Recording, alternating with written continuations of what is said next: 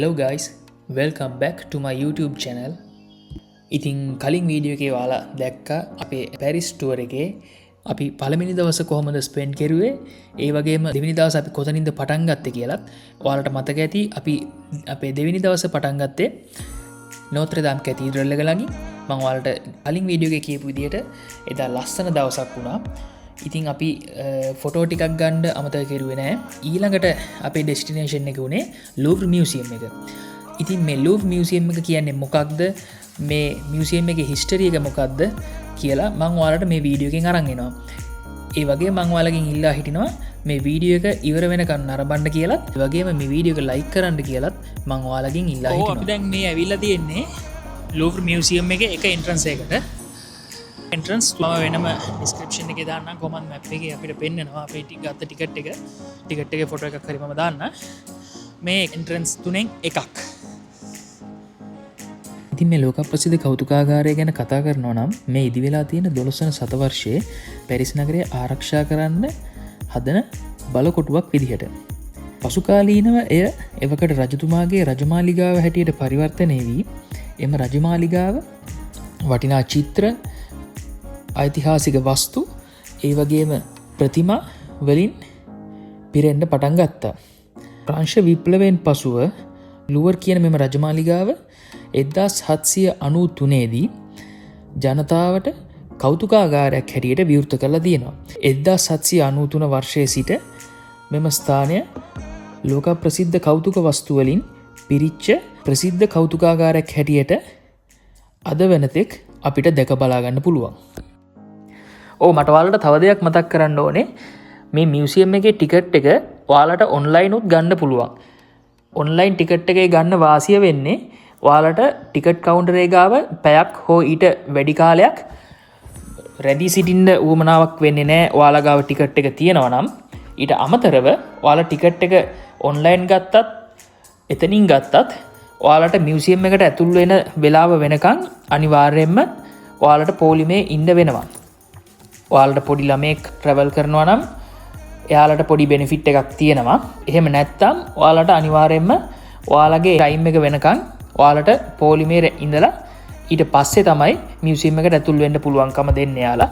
ඊට අමතරව museum entrance එකේ ඔයාලව චෙක් කරනවා ඔයාලගේ බෑග්ස් වල මොනවද තියෙන්නේ කියලා. එතකොට ඒකටත් යම් කිසි කාලයක් යනවා. ඉතින් ඒක නිසා මම ඔයාලට රෙකමන්ඩ් කරන්නේ පුළුවන් කමක් තියෙනවා නම් ඔන්ලයින් ටිකට් ගන්න කියලා. ඉතින් ඔයාලා දන්නවා මේ මියුසියම් එකේ ඔයාලට බලන්න තියෙන දේවල් අතරින් ගොඩාක් ප්‍රසිද්ධ තැනක් ගන්න ආර්ට් එකක් තමයි ලියනාර්ඩෝ දා වින්චි නිර්මාණය කරපු මොනාලිසාගේ චිත්‍රය.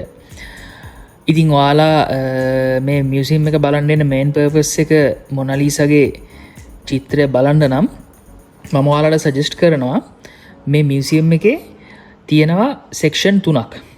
ඒ සෙක්ෂන් 3න් ඩෙරන් කියන සෙක්ෂන් එකට මුලින්ම යන්න කියලා මම ඔයාලට සජෙස්ට් කරන්නේ. මොකද ඒ සෙක්ෂන් එක most visited සෙක්ෂන් එක මේ මුළු මියුසියම් එකෙන්ම. ඉතින් ඔයාලට ෆොටෝ ගන්න වීඩියෝ කරන්න වමනාව තියෙනවා නම් එතනදී ඔයාලට යම් කිසි කාලයක් ගත වෙනවා. මොකද ස්පෙෂලි මොනාලිසාගේ ආර්ට් එක ඉස්සරහා සෑහෙන ක්‍රවුඩ් එකක් තියෙනවා. ඔයාලට සෙල්ෆි එකක් ගන්න වගේ නම් විනාඩි 10ක් හෝ පැය කාලක් එතන බලාගෙන ඉන්න වෙනවා. අනිත් අය ෆොටෝස් අරගෙන එතනින් යනකම්. ඉතින් ඒකින්ද මම ඔයාලට සජෙස්ට් කරන්නේ මුලින්ම මේ සෙක්ෂන් එක නරඹලා ඉන්පසු ඉතුරු සෙක්ෂන් දෙක නරඹන්න කියලා. අද නම් ටිකක් මහන්සි. මොකද සෑහෙන් ඇවිද්දා. මියුසියම් එකේ තව 3න් 2ක් වගේ තමයි කවර් කරුවේ. දැන් ඉතුරු ටිකක් කවර් කරන්න එක්සිට්.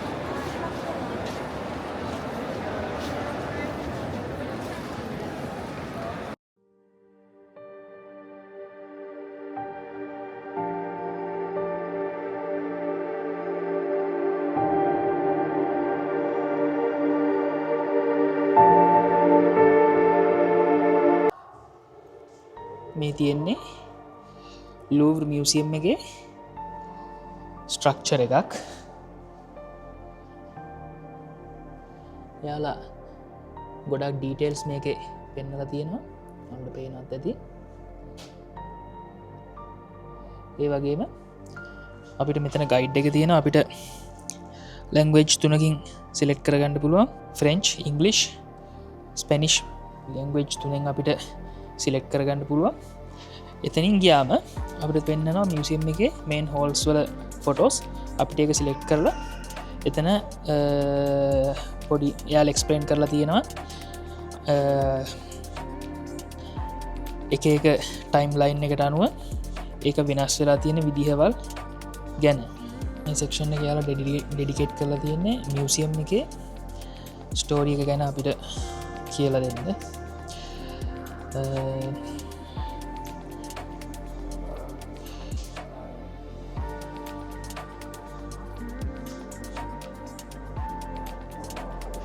මෙතන ඔයාලට පේනවා ඇති Napoleon first Emperor of the French from 1800 to 1815 එයාගේ මොඩල් එකට හදපු ෆිල්මයක් තමයි මෙතන තියෙන්නේ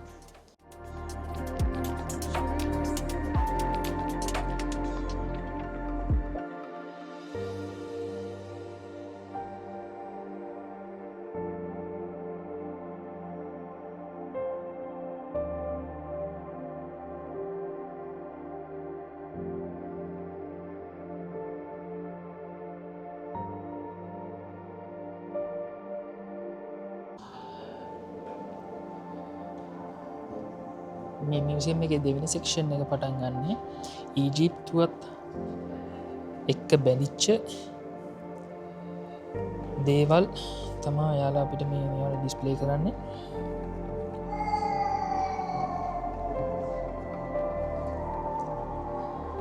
ඇත්තටම කියනනම් මේ මියසියම් එකේ පැය 4ක් විතර වගේ කාලයක් යනවා හරියට මේක තියෙන හැමදේම අපි බලලා කියවලා ගන්නවා නම් එහෙම නැත්තම් ඔයාලට පුළුවන් ඔයාලා ටිකට් එක බුක් කරන ගමන් ඔඩියෝ ගයිඩ් එකක් ඒකට පේ කරලා ඒක අපිට එන්ට්‍රන්ස් එකෙන් ගන්න පුළුවන්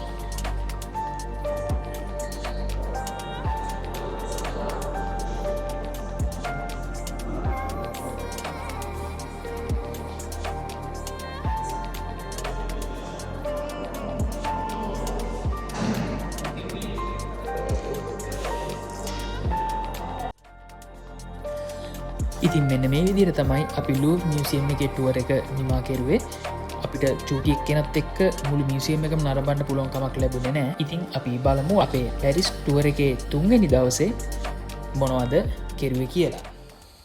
බොන්ජෝර්නෝ අද අපේ 3 වෙනි දවස අදත් ඉරිදා වගේ චුට්ටක් වැස්ස තියෙනවා. ඒත් ඉතින් අපි පොඩේ කියලා ගත්තා.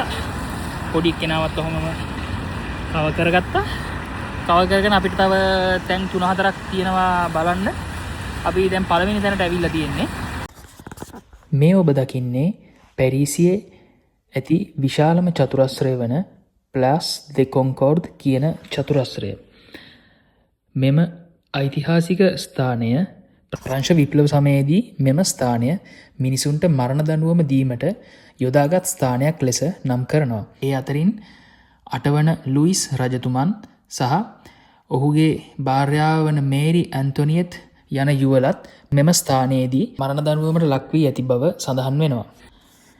මෙම චතුරස්‍රයේ මැද ඔබට දැක බලා ගන්න පුළුවන් පුරාණ ඊජිප්තු ස්මාරකයක් පිහිටලා තියෙනවා. ඉතින් එම ස්මාරකය නම් කෙරෙන්නේ ලක්ෂ ඔබෙලිස්ක් හැටියට. මෙය අවුරුදු 10 ගණනක් පරණ ස්මාරකයක් හැටියට නම් කරනවා. ඉතින් මෙම චතුරස්‍රය නැරඹීමෙන් අනතුරුව අපේ ඊළඟ ගමනාන්තය වුණේ ට්‍රයම්ෆල් ආර්ච් එක.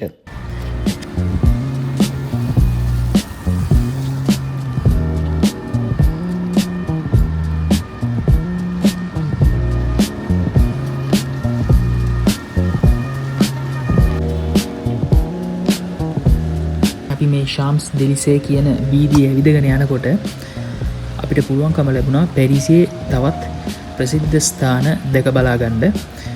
මේ ඔයාලා දකින්නේ ග්‍රෑන්ඩ් පැලස් කියන වීදුරු වලින් හදපු වහලයක් තියෙන තියටර් එකක්.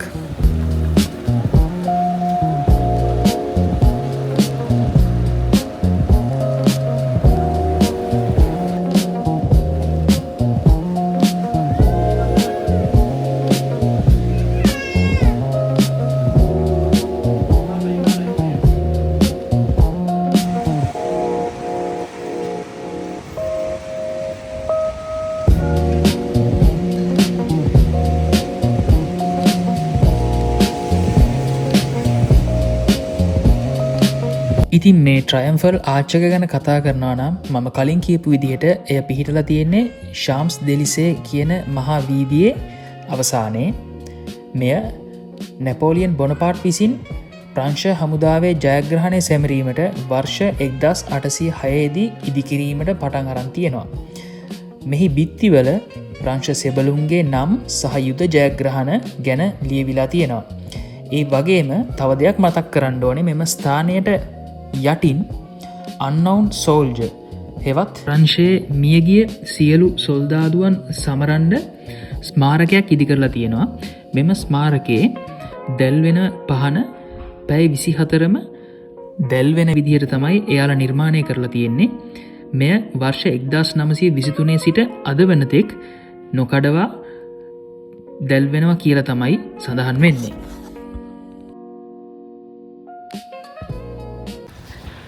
අපේ ඊළඟ ගමනාන්තය වුණේ මුලින් රූජ් කියන ලෝක ප්‍රසිද්ධ කැබරේ හෝල් එක. ඉතින් මේ පැරිස් නගරේ මොන්ට් මාර්ත්‍රේ කියන ඉතා ජනප්‍රිය කලා සහ සංස්කෘතික ප්‍රදේශයේ පිහිටලා තියෙනවා. වර්ෂ 1889 ආරම්භ වූ මුලින් රූජ් කැබරේ නර්තන ප්‍රදර්ශන වලට ලෝකය පුරා ඉතා ප්‍රසිද්ධියක් දරනවා. ඒ වගේම මෙය පිහිටා ඇති මොන්ට් මාර්ත්‍රේ කලාකරුවන්ගෙන් සහ නයිට් ලයිෆ් එක සඳහා ඉතා ප්‍රසිද්ධයි. අදටත් මෙම ප්‍රදේශය පැරිස් නගරයේ සංචාරය කරන අයට ඉතා ජනප්‍රිය ස්ථානයක් වෙලා තියෙනවා. ඒ වගේම ඔයාලට මතක් කරන්න ඕනේ මෙම ස්ථානය සුවෙනියර් ෂොප් වලින් සහ රෙස්ටුරන්ට් වලින් පිරීලා තියෙනවා. ඉතින් ඔයාලා පැරිස් විසිට් කරලා ගෙදර යනකොට ඔයාලටත් ඔයාලගේ යාළුවන්ටත් සුවෙනියර්ස් මොන හරි මෙතනින් අරන් යන්න අමතක කරන්න එපා.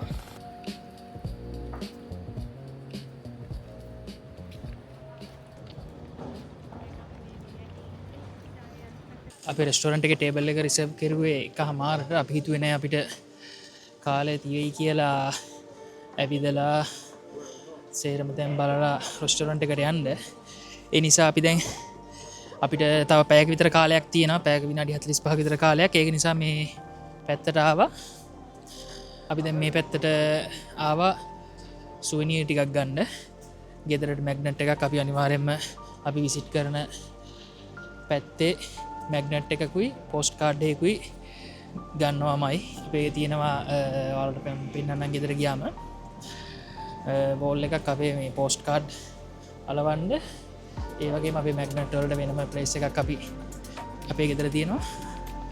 අපි බලමු දැන් ලස්සන මැග්නට් එකක්. මොකද පෝස්ට් කාඩ් එකක් කී අපි ටවුන් එකෙන් ගත්තා. ඒ විදිහට අතරතුර අපිට හම්බුණා මේ වගේ ලස්සන සුවෙනියර් ෂොප් එකක්. ඇත්තට මේක යමුතු ලස්සනක් තියෙනවා. පොඩි පොඩි ඕනමන්ට්ස් තියෙනවා මේ ෂොප් එකේ. මම පොඩි එක්කෙනත් එක්ක එළියේ හිටියා. මොකද ස්ට්‍රෝලර් එක අරගෙන ඇතුළට යන්න බෑ. මොකද මේ පොඩි කඩයක්. ඒක නිසා ඉරිමි තමයි ඇතුළට ගියේ.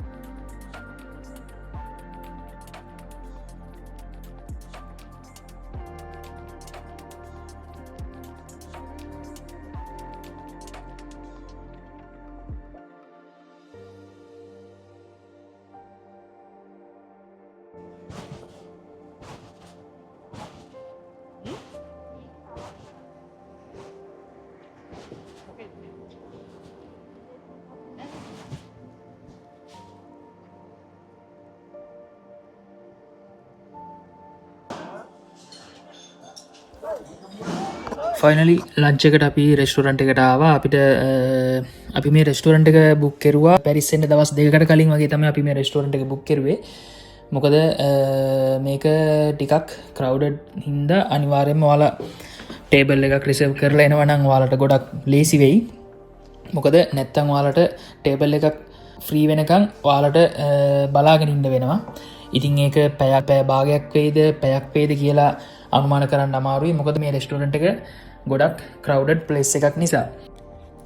ස්ටාර්ටර් එක හැටියට අපි ඕඩර් කරුවා මෙයාලගේ ෆේමස් අනියන් සුප් එකයි නැරෝ බෝන් ෆිලේ එකයි. ඒ වගේම මේන් කෝස් එක හැටියට roasted duck with french fries සහ පැස්ටා එකක් තමයි අපි ඕඩර් කරුවේ.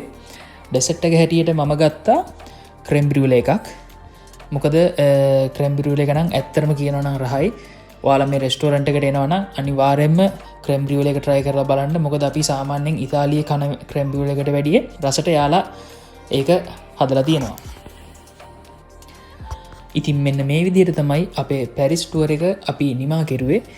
මේ වීඩියෝ එක බලපු ඔයාලා හැමෝටම මම ස්තුතිවන්ත වෙනවා. ඒ වගේ මම ඔයාලගෙන් ඉල්ලා හිටිනවා මේ වීඩියෝ එකට ලයික් කරන්නත් මගේ YouTube channel එක subscribe කරන්න අමතක කරන්නත් එපා කියලා. එහෙනම් අපි ඉක්මනින්ම අලුත් වීඩියෝ එකකින් අලුත් ටුවර් එකකින් හම්බෙමු. Goodbye.